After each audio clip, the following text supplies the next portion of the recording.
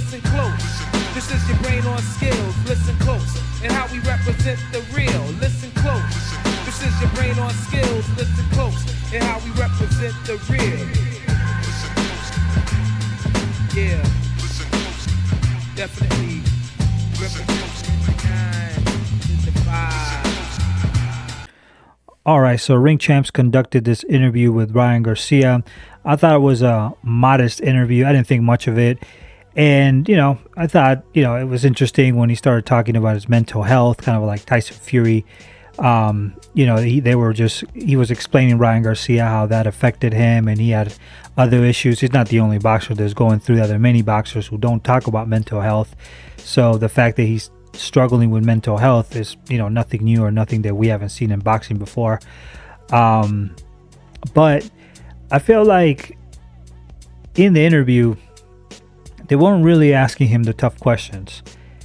And they were giving him a pass, saying that, well, we know that you beat Devin Haney. And I'm thinking like, yes, he beat Devin Haney on steroids. Like, he had a banned substance in his body. And why don't we discuss, that's what I was thinking, why did you have a banned substance in your body? And the reason why I felt like they didn't want to ask him that question is because probably he would have not given the interview if they would have asked the tough questions. Like, for example, he would never give me an interview because I would press him. I don't care about the views, but I care about the truth. And there's no deflecting from truth, right? He pleaded guilty for having a banned substance on his body. So, yeah, he beat Devin Haney on a banned substance. So that's cheating. So instead of asking him, well, we know that, you beat Devin Haney on a banned substance, they basically just said, you beat Devin Haney. Yeah, that makes a whole of a difference. Okay, that just makes a huge difference. A huge difference. It's like me saying that, well, Billy Collins lost against Luis Resto. For people who know the story about Billy Collins, and I just say that. Well, yeah, it's different if I say, well, Luis Resto beat Billy Collins because, he had, special padding on his gloves, and that's what actually ended his career. See, that's a different story. And that's very misleading, because when you start giving a pass to cheaters, everybody starts cheating. Okay, now I know that a lot of wannabe white Latinos in the United States, they want to kiss Ryan's, behind.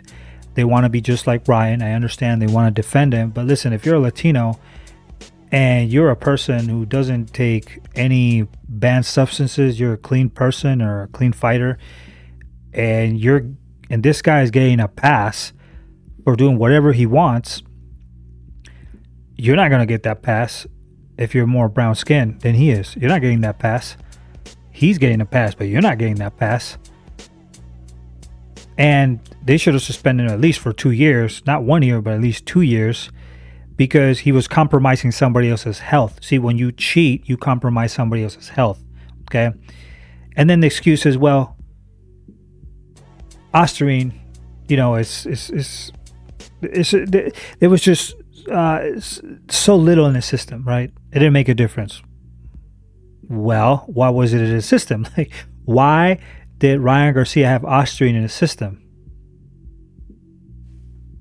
You don't get that from cornflakes, man. Okay, why was that in the system? So if you're excusing why it was in his system, and then he pleaded guilty because the lot was not contaminated, he took something, okay, and you're defending him.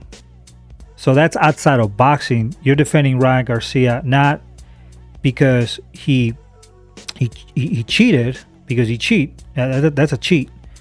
You're defending him for something else that's not really with boxing, and that's basically because maybe you just don't like black fighters, or you don't like Devin Haney, right?